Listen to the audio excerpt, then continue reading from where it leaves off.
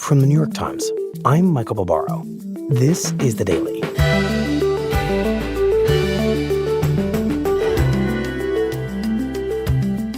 Today, for many, the presidency of Jimmy Carter, who died yesterday at the age of 100, has become synonymous with failure. But as my colleague Peter Baker explains, the very qualities that hurt Carter as president were the foundation of a post-presidency that has both redeemed and rewritten his legacy.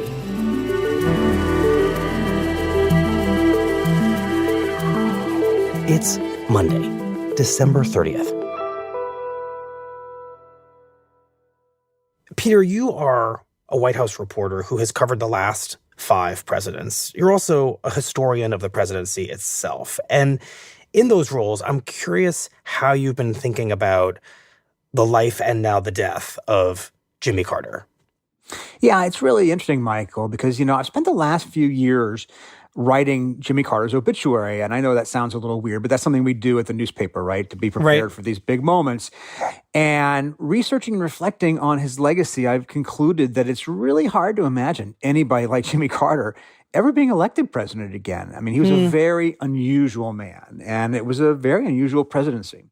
We'll talk about that, this unusual man and his unusual presidency. And what, in your mind, is the first chapter of that story that we should understand? Right. Well, first of all, we should know that Jimmy Carter, it's the American story in the sense of our mythology, how we believe in ourselves. He comes from very humble beginnings in rural Georgia. As a peanut farmer. He wore blue jeans and had dirty fingernails. His childhood home had no running water or electricity. And he was openly religious. He talked about the Bible a lot. He liked to quote verses from it. By the time he's running for president of the United States, he'd basically been a one-term governor with no connections to Washington. And that meant that he was running a campaign as an outsider.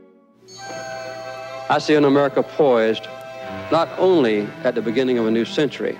Now, today that's kind of a cliche, right? A lot of people run for president these days as an outsider, but he really was an outsider in every possible sense of that word. It defined his identity, and it defined his campaign, and ultimately it would define his presidency. I see an America that is turned away from scandals and corruption. I see an American president who governs with vigor and with vision and affirmative leadership. And he was the man that was right for that moment, it felt like, because the country was hungry for an outsider. This is my vision of America. I hope you share it. In 1976, when he was running for president, America had been through these multiple traumas. The war in Vietnam, which killed roughly 50,000 American troops and divided the nation, and the angry and often violent reactions to the civil rights movement. And you had Watergate, the scandal that forced a president to resign for the first time. Things that had really sort of tore apart our society in a lot of ways as we struggled with who we were and what we wanted to be. And so Carter shows up at this particular moment as kind of theoretically at least, an antidote to some of that. And he tells the country, I'll never tell a lie. I'll never make a misleading statement. I will never lie to you at a moment when that really matters. And unlike a lot of politicians, people really thought he may have meant it. He might have actually been telling the truth about telling the truth. He might have actually been telling the truth. Now, it's really hard for a politician to not lie, ever. But he was committed to that. ABC News presents Political Spirit of 76. And that does it. ABC now projects Carter is the winner with 272 electoral votes. And he wins the election. By our projection, James Earl Carter, the next president of the United States. He beats an incumbent president, Gerald Ford, who was Nixon's former vice president, and in many ways the final shadow of the Watergate era. And pretty much from the get-go, Carter begins redefining the presidency as an institution. He banned the playing of Hail to the Chief when he walked in the room. He sold the presidential yacht called the Sequoia. He carried his own bags onto Air Force One when he traveled. Good evening. Tomorrow will be 2 weeks since I became president. He gave these fireside chats, once, most famously, of course, in a cardigan sweater, very casual looking from the White House, something we were not used to in a president. I'll report to you from time to time about our government, both our problems and our achievements. He was really trying to be something different than we had seen in the White House before. Right, a kind of president who in some ways is unpresidential, like a president who, despite holding the most powerful office in the country, is constantly projecting humility. Exactly. And in the process, demystifying, in a way, the presidency. But in some ways, that doesn't go over well. You know, he brings his Georgian style to Washington, but he also brings this small coterie of Georgia advisors to Washington who didn't know the place very well, didn't know Congress, didn't know how it worked, didn't know national politics, and didn't seem to want to adjust to it. Certainly he didn't. And so even though Carter has this really powerfully strong Democratic majority in Congress, he ends up misplaying his relationship with them from the get-go.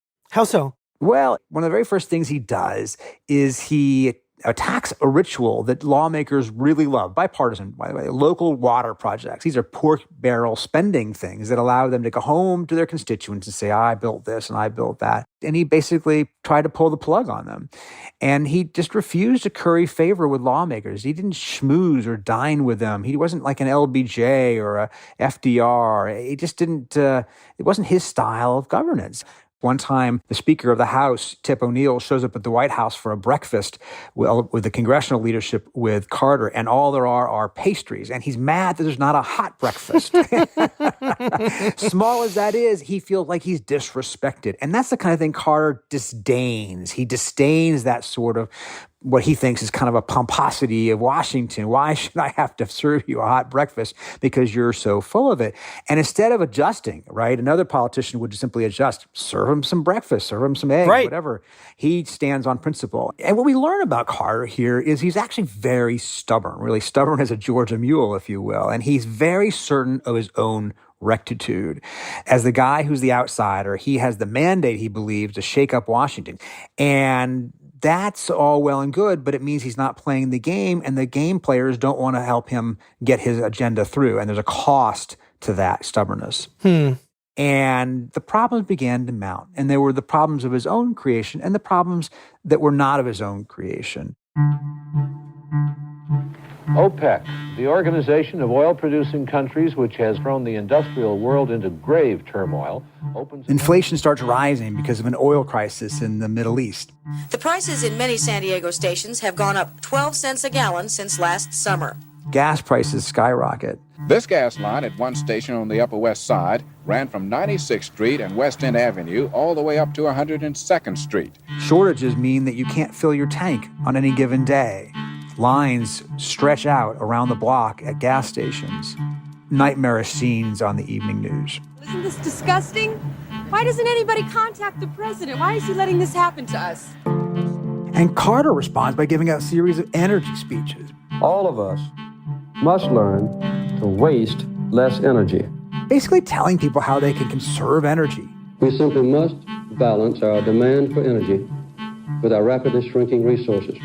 Small sacrifices they can make. If we learn to live thriftily and remember the importance of helping our neighbors, then we can find ways to adjust. Ways they can be more responsible. Mr. President, recent polls show that job rating is dropping and continues to drop. And people are just not hearing it. His approval ratings are tanking.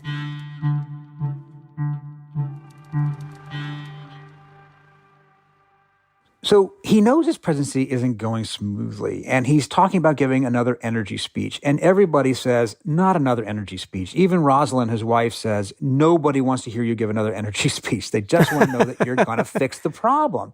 And it really causes him to think through what's going on here. And his advisor, Pat Caddell, says, you need to talk about where the country is. The country is having a crisis of confidence. And Carter takes that to heart. He goes up to Camp David and he basically retreats from the world for about 10 days. He won't come back out of Camp David while he's thinking through what he wants to do, what he wants to say to the country. And he brings dozens of people in and out of this mountain retreat through the course of more than a week. Jesse Jackson shows up. Bill Clinton shows up. He was the governor of Arkansas at the time, to give them their ideas of what they think is going on in the country. And there's Jimmy Carter in the lodge at Camp David, sitting on the floor, taking notes as people are, giving him their ideas. And he's crafting this speech he wants to give to the country. He's crafting this address. He wants to connect to the country and address their shared issues. And so he comes down off the mountain at last, and he tells his staff, I'm ready to speak to the country. I think it's time. And they arrange with the networks to have him give an address from the Oval Office. He puts on the suit and he sits at the desk, the Resolute desk, in the summer of 1979. Good evening. This is a special night for me. And for 30 minutes, he tells the country what he thinks is going wrong. It's clear that the true problems of our nation are much deeper than gasoline lines or energy shortages, deeper even than inflation or recession. And he delivers this very risky speech, the kind of speech you never hear from a president. It's a president who, in a very bracing and blunt way, is telling the country to get its act together. It is a crisis of confidence. It is a crisis that strikes at the very heart and soul and spirit of our national world. He's diagnosing a larger problem with the American public, not just politics. Human identity is no longer defined by what one does, but by what one owns. He talks about the notion that we worship self-indulgence and consumption. This is a very much of a preacher's speech in some ways rather than a president's speech. And these wounds he's talking about are very deep. And he's also talking about himself in a way that presidents generally don't do. I want to share with you what I've heard. First of all, I got a lot of personal advice. Let me quote a few of the typical comments that I wrote down. Very self-critical. President, you're not leading this nation. You're just managing the government. He quotes some of the people who come through Camp David telling him how he's getting it wrong, how he's not doing it right. I don't see the people enough anymore. And it's this remarkable self-critique that I think in some ways really actually resonates at first with the audience, that they've never heard a president open up like this and admit that he isn't leading to his own satisfaction, that he's willing to accept that his presidency is not going the way he wants it to be. Working together with a common faith, we cannot fail. Thank you, and good night.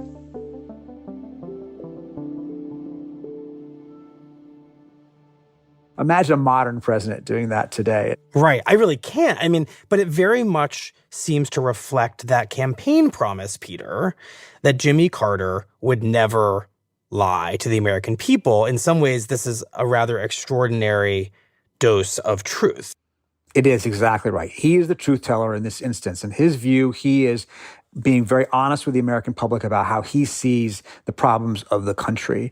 And it goes over well at first because it is so unusual, because it is so refreshing in its own way. It was sort of celebrated for its candor. And, at first people think he has actually broken through. But then he does something to undermine the whole purpose of it. Which is what? He fires his whole cabinet. He fires his whole cabinet? Yeah, he asked for all of the resignations, all of them. He ends up keeping most of them, but he ends up using it as a way of cleaning out a few of them. And it sends a statement that he may not have intended to the country. It may have been meant as a cleansing idea, a fresh start, but it actually causes a lot of Americans to doubt his judgment. They don't think he knows what he's doing. And even his own vice president, Walter Mondale, was so upset about this that he started contemplating whether he was going to stay on the ticket or maybe even resign as vice president. He thought this was such a ham-handed, badly handled move. It was amateurish in his mind. So this reset that Jimmy Carter has attempted to undertake with those meetings at Camp David, with this speech, with this theoretical cleansing of his cabinet, it is all very much seeming to backfire. Yes, and after all that drama, that self-critical speech that he delivered that so many people originally connected with suddenly looked different through a different lens. People started to see the speech as a sign of weakness, and it becomes known as the malaise speech, even though he never even uses the word malaise in it. But it's a marker at this point for his presidency. For years to come, people would remember that speech as an example of somebody who couldn't lead. Right, and the reason it's called the malaise speech is not just because it was about American malaise, because it seemed to embody Jimmy Carter's malaise as president, right? Right. He had alienated his own party, and when it came to the domestic side of his presidency, he was being seen as a disappointment. But what was making him unsuccessful at home, his outsiderness, his stubbornness, his image of himself as this unvarnished truth teller, all of that helps him make him a success in one particularly intractable problem overseas.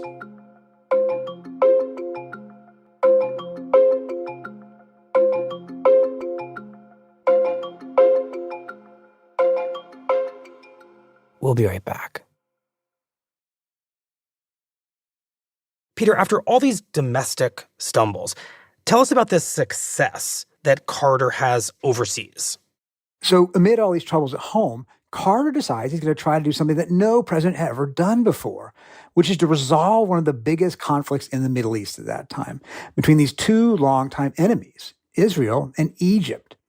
I mean, people may not remember this now, but Egypt was one of the strongest Arab nations at the time, and like the rest of the region, hadn't even accepted Israel's right to exist since it had been established in 1948. And so they basically been at war for 30 years at this point, off and on, and it was the core instability of the region. So he wants to dive on in. He believes through this same stubbornness that he is uniquely qualified to bring them together. Good evening.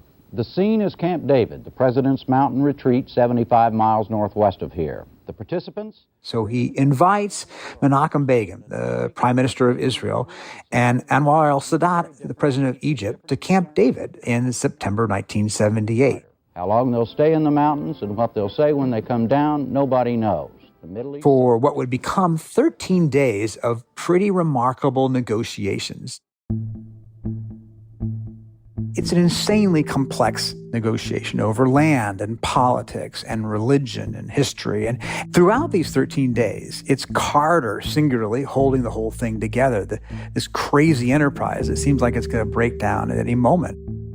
I mean, he's almost literally physically throwing himself in the door to prevent this side or that side from throwing up their hands and leaving. At one point, the Egyptians packed their bags to signal they were done with these talks, and it's Carter who has to talk them out of leaving. At another point, he brings photographs of himself to sign for each of Begin's 8 grandchildren, which reminds the two of them at that moment what they're doing this for the next generation. Carter, he's appealing to anything he can think of to get these two enemies to come together and make peace. When we first arrived at Camp David, the first thing upon which we agreed was to pray that our negotiations would be successful. Those prayers have been answered far beyond expectations. And it works. They actually reach a deal. One of the most extraordinary moments in the history of diplomacy. Israel and Egypt have agreed to 2 documents taking a giant step toward achieving peace in their troubled corner of the world. And later it's immortalized in this photo. It's one of the most famous photos of his presidency, probably, of him standing between these two leaders, Begin and Sadat, at a ceremony on the lawn of the White House. And the three of them are holding hands together, and they have these big grins on their faces. And it feels like such an invigorating, inspiring moment.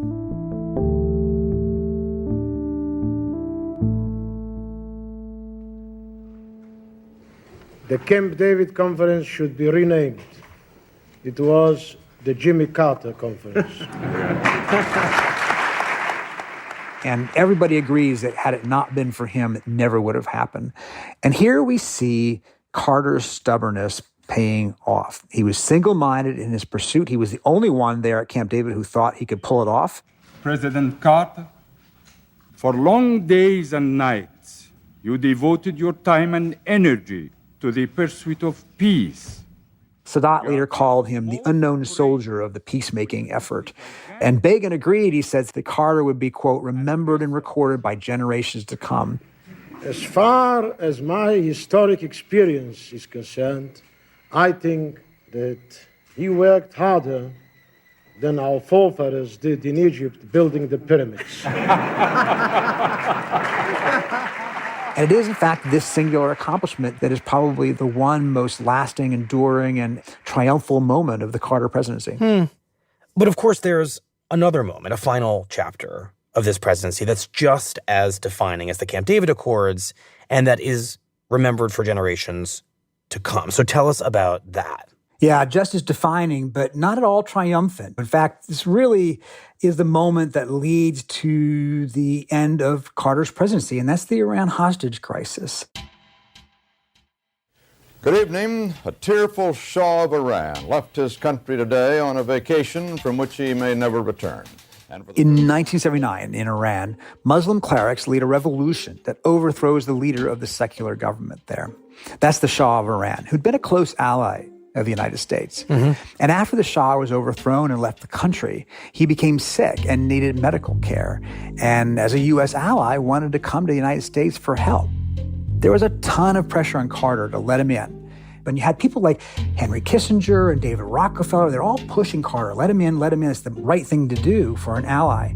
But Carter knew how risky this was, and maybe in a way almost nobody else did. He told his aides that he feared it would lead to violence against American diplomats in Iran. And why did he fear that? Well, he had seen what had happened in an earlier stage of the uprising that had led to a short-lived siege of the embassy in Tehran. It didn't last long, and there were only a few casualties, but he saw the potential for violence there, and he realized that if the Shah came, the United States would be so offensive to this newly ascendant crowd in Tehran that it would put the embassy in danger. But given the pressure on him from the Shah's American allies from within and outside the government, Carter invites him to the U.S. anyway. And just like he predicted, several hundred young people, mainly students at Tehran University, have taken over the embassy. We are not occupiers, they said. We have thrown out the occupiers. Militants in Tehran storm the U.S. embassy and hold scores of U.S. government workers there hostage, demanding that the Shah be returned to Iran to stand trial. This morning, for the first time since the hostages were put under lock and key, one of the captives, blindfolded, was brought out into the open. "Yankee, go home," they cried, but they made no attempt to harm him. Carter refuses to send the Shah back to Iran, and the militants refuse to release these hostages. And it becomes this incredible standoff, really, of a generation, an enormous story heard around the world. The special report that we planned to bring you tonight was about domestic politics, but we think the crisis in Iran is more urgent right now than the campaign here at home. It's on round-the-clock TV coverage. Families of the employees are on television pleading for the release. Americans are tying yellow ribbons around trees in front of their houses. It's an all-consuming story for much of America. 222nd day of captivity, the 285th day of captivity, the 377th day of captivity for American hostages in Iran. Every night you had the anchors saying, day 138 of the hostage crisis, day 420 of the hostage crisis.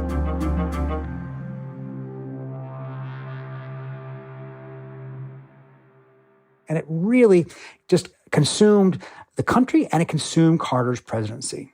How does it consume Carter's presidency?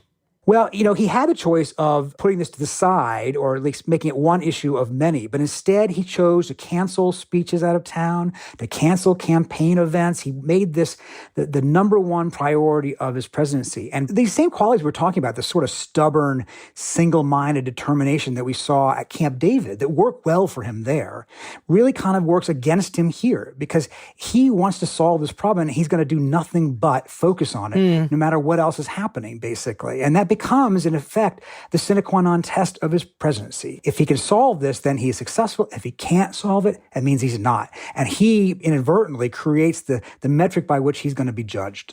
What is your understanding of why President Carter would make this hostage crisis, which, of course, looks terrible for any president? It's a hostage crisis. Why does he decide to make it so central to his presidency in this moment? Why not basically put it in the background? He took it very personally. He felt responsible for these diplomats who, in fact, work for him, right? He's the President of the United States, and they were there in trouble in some ways because of a decision he made to let the Shah in. So he took it very personally. And it's a little like the malaise speech in the sense that he can't help himself but to communicate that to the public, right? He's communicating what he thinks and feels in a way that most presidents might not. Most presidents might try to focus on other things so as not to elevate this particular crisis among the many he had to deal with, but that wasn't Carter's way. He always wants to be, transparent with the country about what he's thinking, what he's feeling. Right. He wears his worry in a very big public way. He wears his worry in a very big public way. It's a good way to put it. And therefore, the country worries with him. And instead of being able to sort of judge it among the many different priorities that a president has, it becomes the singular focus of not just the president, but the country as a whole. And in effect, what he tries is what he did at Camp David, which is that if he simply puts enough determination into it, he feels, he can solve the problem. So what does Carter do to try to free these hostages and turn this test into a success? He engages on this sort of marathon diplomatic negotiation through intermediaries, other countries, anything he can find to try to, obtain the release of these hostages. That goes nowhere. The Iranians are not willing to budge. They're not willing to make the deal that he wants them to make. And he finds himself frustrated time after time without any great success to show for it. And so 5 months into the crisis, he then finally turns to the military and he says, okay, it's your turn. And he sends in a mission meant to rescue the hostages from the embassy in the middle of a big urban city. Big challenge, really hard idea. Late yesterday, I canceled a carefully planned operation to position our rescue team for a later withdrawal of American hostages. And that fails. Equipment failure in the rescue helicopters made it necessary to end the mission. 8 of the crewmen of the 2 aircraft which collided were killed, and several other Americans were hurt in the accident. They miscalculate the number of helicopters they need. A number of American military personnel are killed. And instead of this dramatic rescue of Americans from Tehran, you have this enormous embarrassment on the international stage, a failed military rescue operation that leaves Carter in a worse position than he was even before. We will seek to continue, along with other nations and with the officials of Iran, a prompt resolution of the crisis, without any loss of life and through peaceful and diplomatic means. Thank you very much. Right, and because he is so fixated on this, and as a result, the media is so fixated on this, that failure becomes a kind of political disaster. It's a complete political disaster. His Secretary of State resigns, says he never thought that was a good idea in the first place. People question his effectiveness as a commander-in-chief. He looks weak. And people begin to lose faith in him. And so, the crisis just continues to go on and on for day after day, week after week, month after month. 1979 drags into 1980. And while at first voters were kind of supportive of him because they were rallying around their president in a time of crisis, as the ordeal goes on and drags on, they lose faith in him. He loses support among the public. And of course, unfortunately for Carter, he is up for re-election that same year. Right. He's facing a challenge in the primaries from Ted Kennedy. He beats him back, but then he has to face this charismatic former actor and governor of California, Ronald Reagan. And Reagan is attacking him for failing to end this crisis, basically saying he will be the one to end it if he is elected president. And it just puts Carter on the defensive. He has a hard time arguing the case of his presidency when he feels so much under siege by the day-to-day diplomacy and this failed military operation. So he runs what is called a Rose Garden campaign, which is to say that he doesn't leave the White House that much to do the traditional stump speeches and, rallies and so forth, because he feels that would be inappropriate with these American diplomats facing life and death in Tehran. And he ends up losing by a wide margin. Reagan ends up winning a pretty substantial landslide, and then, of course, is going to take office in January of 1981. And I'll never forget that day because On that day, the inauguration, Carter is trying up until the last minute to get these hostages out. And he thinks he finally has a deal. Around 6:30 in the morning, they tell him, yes, we've got a deal. The hostages are going to be released before noon, before you leave office. And he's excited. He calls Reagan to tell him. But Reagan is asleep, and the aides won't wake up the president-elect to tell him. So he's frustrated by that. And he goes with Reagan later in the morning to the Capitol. And even then, the hostages are still on the plane, but the plane hasn't been released yet. It hasn't been allowed to take off. He's watching his watch. He's waiting for the word. Nothing happens. And there is Reagan taking the oath of office and ending the Carter presidency. Day one of Ronald Reagan's presidency, and day one of freedom for 52 Americans. And only at that point, the new president had not been in office an hour when the former hostages became free men and women again. Did the Iranians finally let the plane take off? One last cruel indignity meant to torture Jimmy Carter, that he could not release them on his watch. They were released in the first minutes of the Reagan presidency. The last indignity for a humbled president.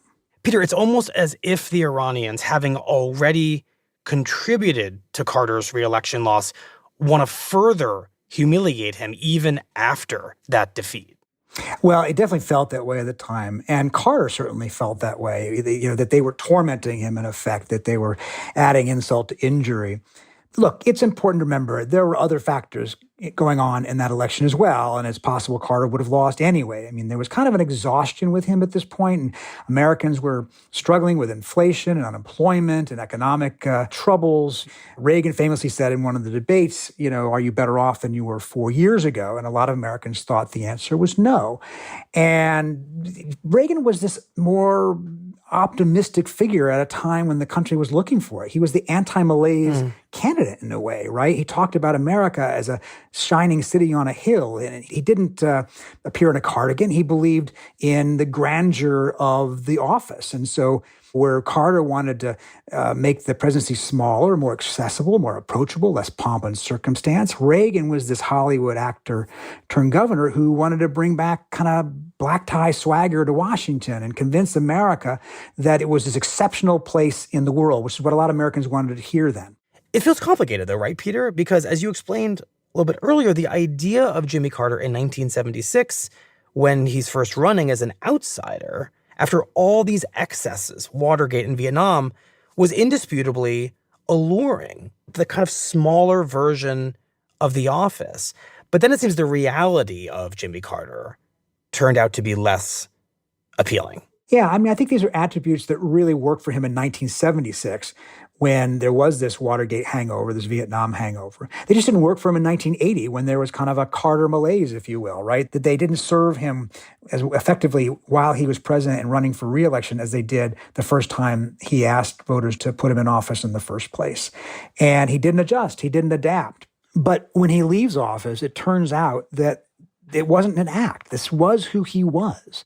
Well, just explain that. What about his post-presidency shows us that this is who Carter was? Well, what distinguishes it is its utter modesty, right? Most presidents, after leaving office, become rich. They sign multi-million-dollar book deals or, like with President Obama, podcasts and TV deals. They give paid speeches, and they live a life that resembles the splendor of the office that they had held. But Carter didn't do that. He first literally goes back to Plains, Georgia, to the same house, this little ranch house that he and Rosalind had lived in since 1961.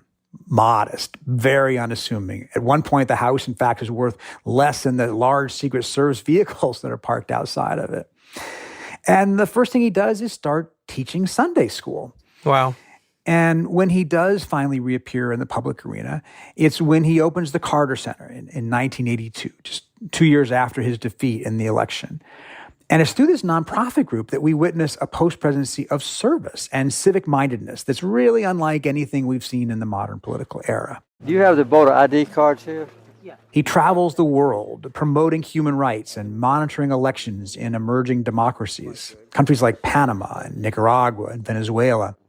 Well, we have 5 minutes to go here on voting, and at this particular place, the turnout has been 83%, which is quite good. He physically shows up during these elections. He stands at the polls and watches people vote, election after election, to assure that the process is free and fair. The worm comes out in a joint, say in your knee.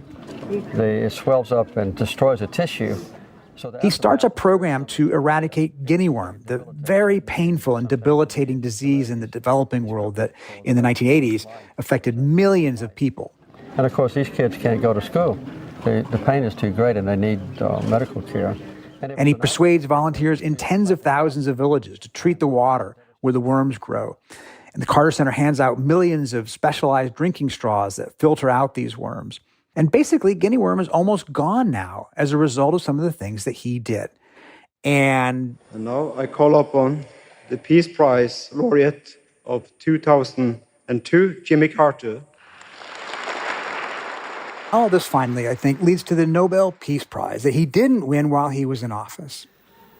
Members of a Nobel Committee from Norway, it is with a deep sense of gratitude that I accept this prize. And during his acceptance speech, Carter demonstrates his humility, a genuine humility. The scope and character of our center's activities are perhaps unique, but in many other ways they are typical of the work being done by hundreds of non-governmental organizations that strive for human rights and peace. He praises the tireless efforts of other humanitarian workers. God gives us a capacity for choice. We can choose to alleviate suffering. We can choose to work together for peace. And he urges others to devote themselves to the small, humble work that had defined the last several decades of his life. We can make these changes, and we must. Thank you.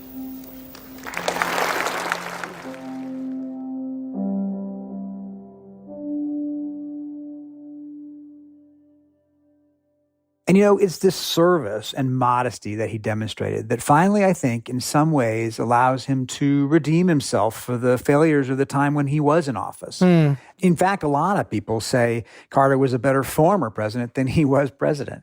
At one point, one of his biographers, Kai Bird, said Carter's the only president ever to use the White House as a stepping stone to doing bigger things.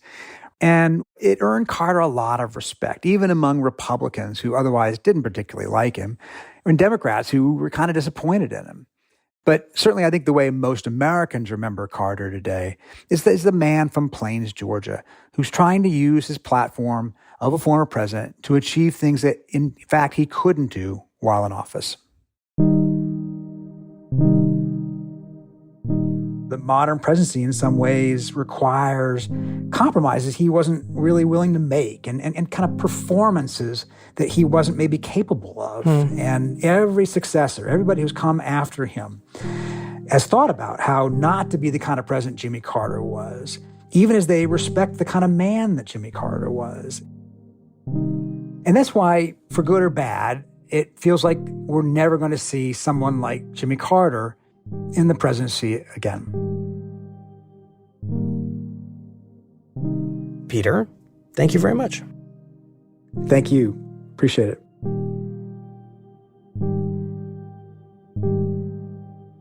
I prayed more when I was in the Oval Office than any other time in my life. I never did pray that I would be popular or that I would be reelected. I prayed that I could keep my country at peace, that I could find peace for others, that I could have patience and an adequate element of wisdom, judgment.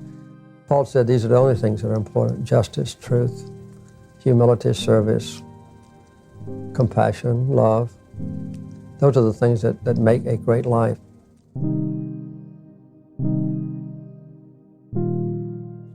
Over the next week, the body of former President Carter is expected to be taken by motorcade from his home in Plains, Georgia, to Atlanta, where he will lie in repose at the Carter Center. After that, he will be flown to Washington, where he will lie in state at the U.S. Capitol, before a formal funeral at the National Cathedral. Per Carter's wishes, he will be interred back in Georgia at a simple family plot. We'll be right back.